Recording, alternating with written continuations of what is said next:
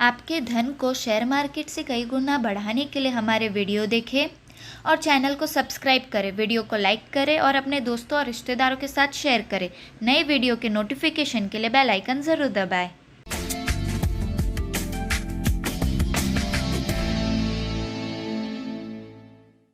नमस्कार, F&O की पाठशाला में आपका स्वागत है। मैं हूं मानसी दवे। वायदा बाजार की ABCD की ये 39th क्लास है। सीख रहे हैं हम ऑप्शंस जी बिजनेस के मैनेजिंग एडिटर अनिल सिंघवी के साथ। अनिल जी, ऑप्शंस ये इंडेक्स और स्टॉक दोनों में ही ट्रेड किए जाते हैं। पहले ये बताइए, पिछली दोनों क्लास रिवाइज किया आपने? पिछली दोनों क्लास मैंने देखी और देखने से पहले भी मुझे लग रहा था कि मुझे समझ आ गया, लेकिन फिर मैं सोच रही थी तो ऐसा लग रहा था कि नहीं, फिर से एक बार देखने की जरूरत है कुछ चीजें। तो लेकिन मुझे वो फंडा अभी भी याद है, अमेरिकन और यूरोपियन। हाँ, यूरोपियन।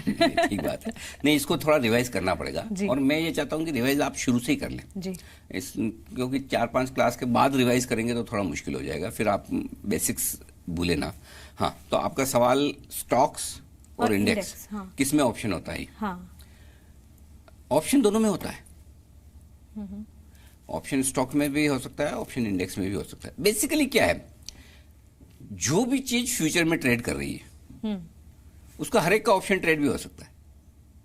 अच्छा, तो जैसे फ्यूचर इंडेक्स और स्टॉक दोनों में था। एक तरीका तो मैं आपको सिंपल स्टॉक छोड़ दीजिए, चलिए। एक तो स्टॉक है HDFC लिमिटेड, ठीक है, जो आप 2000 में खरीद रहे हैं और कोई आपको 2000 में बेच रहा है जी। तो जो खरीद रहा है ये सोच रहा है कि बढ़ेगा, जो बेच रहा है वो सोच रहा है घटेगा। हाँ, है ना? हाँ। तो फ्यूचर का ट्रेड आप कर रहे हैं। सपोज ये पेन 100 रुपए में एक ट्रेड हो रहा है आज की तारीख में। अब जो आदमी ये सोच रहा है कि फ्यूचर में HDFC लिमिटेड के या इस पेन के दाम बढ़ने वाले हैं, HDFC लिमिटेड 2000 से ऊपर चले जाएगा या पेन 2000 रुपए से 100 रुपए से ऊपर चला जाएगा, वो ये कहेगा मुझे फ्यूचर में ट्रेड नहीं करना, लेकिन मुझे ऑप्शन में ट्रेड करना है।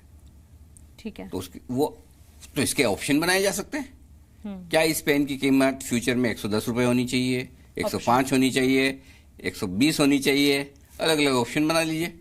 या इसकी कीमत फ्यूचर में 90 होनी चाहिए, 95 होनी चाहिए, 80 होनी चाहिए, अलग अलग अंदाज लगा लीजिए और उसके बेसिस पे ऑप्शन ट्रेड कर सकते हैं। नाम बिल्कुल तरीके का है, options. Option same HDFC limited 2000 का भाव चल रहा है, आगे चल के इसमें क्या ऑप्शन 2020 में इसे खरीदा बेचा जाए, 2040 में, 2050 में, ये अलग अलग भाव होते हैं। इसको मैं आगे समझाऊंगा, इसको स्ट्राइक प्राइस कहते हैं, थोड़ा आगे विस्तार में बताऊंगा। लेकिन इस तरह से हर एक वो चीज, हर एक वो एसेट, हर एक वो फ्यूचर जो ट्रेड होता है उसका ऑप्शन बनाया जा सकता है। ठीक है, तो इंडेक्स और स्टॉक दोनों में ही तो इंडेक्स का भी ट्रेड होता है, स्टॉक का भी ट्रेड होता है, तो आप दोनों के ऑप्शन ट्रेड कर सकती हैं। चलिए, और आपने पिछली क्लास में कॉल और पुट के बारे में बताया था। नाम लिया था, बताया कुछ नहीं। मैंने सुना है न्यूज रूम में बहुत बार। हाँ, न्यूज रूम में सुना है। लेकिन मैं समझती नहीं कि कॉल और पुट क्या है, तो अब आप बताइए कॉल और पुट क्या है। बस यहीं से अब आपकी एक्चुअल वायदा कारोबार की सही समझ का शुरुआत होती है। अच्छा। हाँ, अगर आपने कॉल और पुट समझ लिए ढंग से, जिंदगी में आपको ट्रेडिंग में कोई नहीं रोक सकता। ठीक है। जिसको कॉल पुट समझ में आ गया ना, वो ट्रेडिंग का मास्टर बन सकता है, क्योंकि ये ऐसी चीज है, इसमें सब कुछ है बाजार का। अच्छा। कॉल और पुट ऑप्शंस में डेटा, खरीदारी बिकवाली के आंकड़े, इवन अगर आपके माइंड में क्या चल रहा है, आप सेलर हैं, मैं बायर हूं, आपके मेरे माइंड में क्या चल रहा है, वो भी मैं इन डेटा से पढ़ सकता हूं, कॉल और पुट के डेटा से। फिर तो ये बहुत ही डिफिकल्ट होगा। डिफिकल्ट समझने के लिए डिफिकल्ट है, एक बार आप समझ जाएंगे तो फिर आपको बड़ा आसान लगेगा। ठीक है। तो समझना आसान है, डिफिकल्ट उसका बाद में एनालिसिस करना है। अच्छा। ये मैं 25 साल से कर रहा हूँ। पहले समझने तो पर पहले ध्यान समझ दें। लें, अभी फोकस समझने पे करें, जब समझ में आ जाएगा तब इसका विश्लेषण करेंगे। तो पहले मैं कॉल ऑप्शन बता दूं। जी। बेसिकली ऑप्शन 2 तरह के होते हैं, यूरोपियन और अमेरिकन, तो वो अपने ऑप्शन के तरीके हैं। हाँ, लेकिन 2 तरह के ऑप्शन ट्रेड होते हैं, जिनमें सुन, एक होता है कॉल ऑप्शन और दूसरा होता है पुट ऑप्शन। पहले मैं कॉल ऑप्शन समझाऊं। ठीक है। हर एक ऑप्शन में 2 लोग होते हैं, एक ऑप्शन खरीदने वाला, दूसरा ऑप्शन बेचने वाला। जी। ऑप्शन खरीदने वाले को हम कहते हैं ऑप्शन बायर। हाँ। और ऑप्शन बेचने वाले को कहते हैं ऑप्शन सेलर या राइटर। राइटर। हाँ, राइट, लिखने वाला। ऑप्शन लिखने वाला। ये मेरा सवाल था, मैं बाद में पूछ लूंगी अच्छा, आपको। नहीं मैं बता ही देता हूँ। तो ऑप्शन बायर और ऑप्शन सेलर, सेलर और राइटर सेम। राइटर क्यों कहते हैं? हाँ। जो ऑप्शन बायर है उसको क्या फायदा है? उसके पास हक है, राइट है, अधिकार है जी।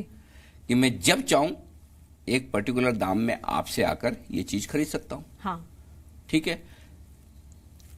जो राइटर है, सेलर है, वो ही राइट करके देता है, वो ऑब्लिगेशन है, मेरा दायित्व है कि आप जब ये मांगोगे तो मैं आपकी इच्छा पूरी करूंगा, इसलिए उसको राइटर कहते हैं। अच्छा अच्छा, तो वो लिख मतलब वो लिख के देता है हाँ। कि मैं ये वादा करता हूं अच्छा। कि आप कभी आके ये कहेंगे कि मुझे 2000 रुपए में HDFC लिमिटेड का शेयर बेचिए, तो मैं बेचूंगा आपको, भले ही उसका भाव तब 2100 रुपए हो, लेकिन मैंने आपको 2000 में वादा कर दिया, तो मैं वादा, तो इसलिए उसको ऑप्शन राइटर कहते हैं। बकायदा इसकी लिखा पड़ी होती है? मतलब वो या ऐसे, हाँ, वो हाँ। आप एग्रीमेंट जब बनाते हैं ना, मतलब ऐसा 1-on-1 तो नहीं होता ना। हाँ, वो तो पता अब नहीं। कौन किसको बेच रहा है, खरीद रहा है, आजकल तो सब इलेक्ट्रॉनिक हो गया ना जी। लेकिन ये बेसिक कॉन्सेप्ट वो है जहां से ऑप्शन की शुरुआत हुई थी, इसीलिए उसको ऑप्शन राइटर कहते हैं। ठीक तो है। ऑप्शन राइटर और ऑप्शन सेलर एक ही बात है। आसान भाषा के लिए आप सिंपल समझिए, ऑप्शन खरीदने वाला, ऑप्शन बेचने वाला, बस सिंपल है। ठीक है। और सेलर को राइटर भी कहते हैं। सेलर राइटर, ठीक है। अब आइए कॉल ऑप्शन। कॉल ऑप्शन क्या है? कॉल ऑप्शन है आपको कोई भी स्टॉक या इंडेक्स किसी एक भाव में खरीदना है, तो उस भाव को में उसको, उस ऑप्शन को, उस स्टॉक को या इंडेक्स को खरीदने के लिए जो आपको राइट चाहिए, वो आपको कॉल ऑप्शन देता है। समझिए, थोड़ा आसान कर दूं। खरीदने का अधिकार। खरीदने का अधिकार, किसी भी चीज को खरीदने का अधिकार कॉल ऑप्शन है। ठीक है। आपने कहा मुझे 2000 रुपए में HDFC लिमिटेड खरीदना है, और उसके लिए आपको वो राइट चाहिए, आप जाइए कॉल ऑप्शन खरीद लीजिए, यानी कि आपको वो राइट मिल गया। अब कोई न कोई वो कॉल ऑप्शन बेच रहा है, तभी तो आप खरीद पाएंगी। जी। सेलर या राइटर होगा कोई न कोई।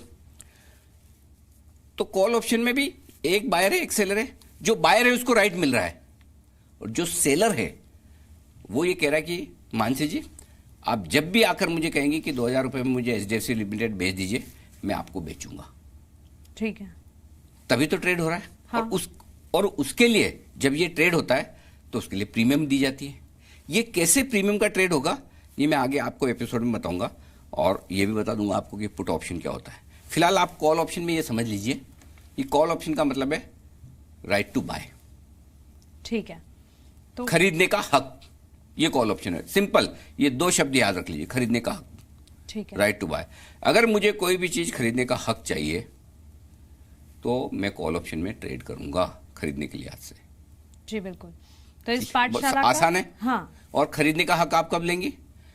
जब उस पेन की या उस शेयर की भाव जो बहुत बढ़ गई हो, हाँ। और आपके पास वो हक है जो सस्ते दाम में खरीदने का है, तभी आप खरीदेंगे। समझिए भाव 2100 हो गया HDFC लिमिटेड का, और आपने 2000 का ऑप्शन ले रखा है कॉल ऑप्शन, तो आप बोले लाइए 2000 रुपए में दीजिए HDFC, आपसे लेके मैं 2100 में बेच दूंगा। हाँ। है ना? जी। तो ये राइट टू बाय, ये कॉल ऑप्शन है। ठीक है। तो इस पाठशाला का टेक अवे, कॉल ऑप्शन मतलब खरीदने का अधिकार, राइट टू बाय। पुट क्या है वो हम जानेंगे अगली क्लास में। आप बने रहे हमारे साथ। नमस्कार।